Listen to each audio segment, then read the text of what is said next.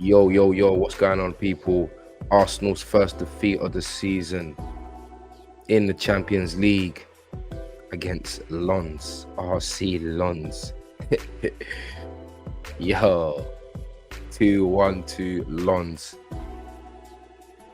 Oi, certain man we're talking about, let's start a weaker side. Certain man we're talking about, let's rest Saka. Certain man we're talking about this and that and that and this. I'm going to say it right here, right now. I don't think Mikel Arteta put a foot wrong in terms of choosing the players that he chose to start the game. I don't think he put a foot wrong by playing Saka. I've read all of the arguments, seen videos and people talking about it online and stuff like that, and X and things like that. But I'll be honest and I'll be real.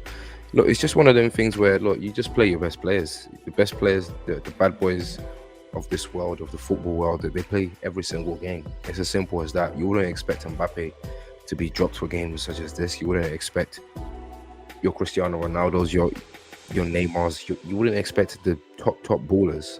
You just don't see it. You really don't see it. We can go into games that happened yesterday, and all of the main ballers were playing games. So why would we expect Mikel to drop someone like Saka? It would, like, why would he do that? Do you get where I'm coming from? But yeah, people, look, it's never good, obviously, losing a game. We're gonna lose. We're gonna lose. We're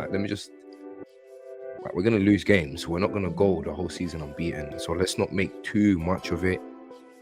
People are talking about there's things missing. People are talking about there's something's tactically not right. Yeah, obviously there's aspects of our game this season that, from a footballing standpoint, that I don't really enjoy seeing as much as well. That whole control situation or that whole control element at times is mad, because you really see times where we can counter and we can play forward and we can play vertical, smooth football. Even when players such as Odegaard, they've got the ball, but you still see them passing it back and trying to reset and do the whole, centre-back control. Effectively, what it is and all it is, with Kai Havertz, especially in that midfield, it's just centre-back to full-back control. We don't really have control of the game per se. We're neat and tidy on passing, and we've got someone in the form of Declan Rice who can obviously pass the ball neat.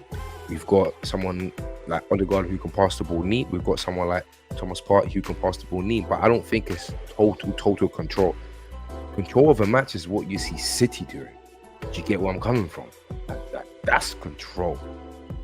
Don't get me wrong, I'm with it in terms of moving forward and trying to adjust and evolve our game in that way. But if we're going to do it, we need to do it properly, and we need to do it in ways where, we're killing off teams. You got to have the control and be decisive and get the chances, but that has to come 2-3 times in the game, so you kill off the team, and then you can kind of, do you know what I mean? You walk away with a W, you walk away with a win. I don't know, that's how I feel. Like, it's got to be one of them situations. But obviously, look, Bukayo Saka, you lot already know as well, looking like he's injured and all of that jazz. To be honest with you, I don't really think he's going to be injured. It looks like it's a muscular thing, hamstring, so he could be. But the fact that he's played so many games and this guy still he's managed to still play, it's like you just expect him to be picked somehow. You really just expect him to somehow pull through and start the game against Man City. Do you know what I mean? Like, it's as real as that. Like, this boy is these recovery powers. Look, I would say it again. I think for me, it goes without saying, bro. Saka starts, and all of the people trying to get onto Mikel about him starting Saka, it's like that's not the point of the argument. Is, I tell you, like, right now, digesting a little bit into obviously that game and stuff like that. Like, we lost that game in the midfield. I'll be real. We lost that game in the midfield, and we lost that game in the midfield because we just don't have enough of a solid foundation for that midfield. It's not really working at the moment with Kai Havertz. It's just the type of work that he does at times and in moments in certain games. It looks good because that's what we need in terms of that aerial fight, that aerial battle. But other times, it's like you need other things to your game. You need players that are going to come in and show a bit more intensity in that midfield area, show a bit more, guile and show a bit more skill and try to go past someone. I haven't seen Kai Havertz, like, we're 8 games in, 9, 10 games, whatever, and I have not seen Kai Havertz try to dribble past a player, whether he's a midfielder, fullback, centre back. The shot he took yesterday that the keeper saved. It was, don't get me wrong, it was a fast sort of good reflex save by the Lens keeper, but it was a tame shot, not well connected. Like, he's just playing with. Why is he playing with such low confidence, bro? You are a German international, bro. Like, you've been playing at a high level for high level teams, Bayern Leverkusen, Chelsea. Now you're here playing for Arsenal. Just take it with, do you know what I mean? Like, I remember, like, you have players, yeah, that, like, you can literally tell when they sign for a club, you can tell that maybe they're not as, like, how can I say, as excited. Obviously, they're gonna be excited and stuff like that, and to say the right things, but the ones that are super excited and they really come in to try to make a difference no matter what.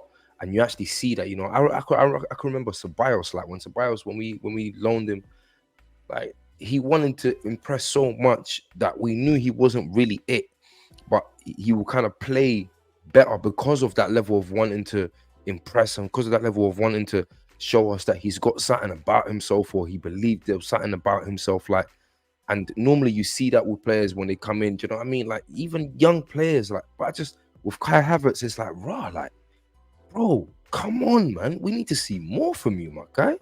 Like, I think it's gonna get to a point in the next couple games. Like, this City game is it. If he plays, which he will play, whether he starts or not, I don't know. But like, I think it will get to a point where fans are gonna start turning on him. Not turning on him in a way where they're gonna be abusive and stuff like that. But I just think they're gonna kind of say, you know what, it just hasn't worked, and we're writing it off as a signing, and we're moving. Because I'm telling you, man, we're starting to really miss Granit Xhaka. Like, Granit Xhaka is becoming a real miss in that Arsenal midfield, and the boss has got to do something. He's got to do something about it. He has to do something about it. I'm not gonna lie.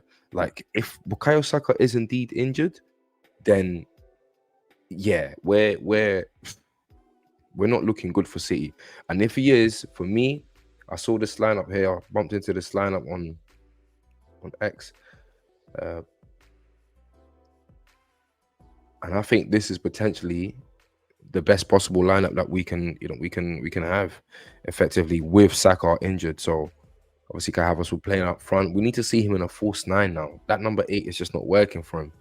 Put him up front with his height and all of that jazz, then maybe we can get something out of him. Shift Gabriel Jesus to the right-hand side, Trossard to the left. But to be honest with you, Trossard had such a poor game that against Lens, I don't even know. I think he still needs, he needs to get back to match fitness, and he'll most probably go with Nketiah instead. But yeah, man, it wasn't a good showing. It wasn't a good showing by Kai Havertz at all. And not to say he was the only one that obviously played bad. Again, it goes without saying, Declan Rice, for me, he's that guy. So he was the best player for me at the end of the day. But yeah, losing to Lens doesn't feel good, and we need to get our act together, bro. We need to really get our act together, because I always say this: Manchester United, we're not trying to be like them. They lost yesterday, and they're really struggling at the moment. And sometimes when you get in this rut, in this kind of slump of losing games that you shouldn't be losing, you start to kind of it starts to build a negative momentum, and this is what you're seeing with Man United. We don't want to be in that situation, so we need to get our S together. We need to really get our S together. Apologies, people, for not doing a pre-match video and a post-match video and a player ratings video in this case for Lens as well. I wasn't at home, so I wasn't able to record, but here I am. I'm back, and yeah, look out for the Man City one. Of course, that's gonna be real soon. I'm gonna do that. Man City, is it even a title race? Are we, like, I see already Man City fans online talking like it's not even a big game for us. This is not that. Like, Arsenal, come on, man. Like, really, like, come on, bro. Seriously, man. Drop a like on the video, subscribe to the channel, tell a friend to tell a friend. Let me know what you guys think in the comments. And yeah, man, I'll see you lot in the pre-match for Man City. Peace.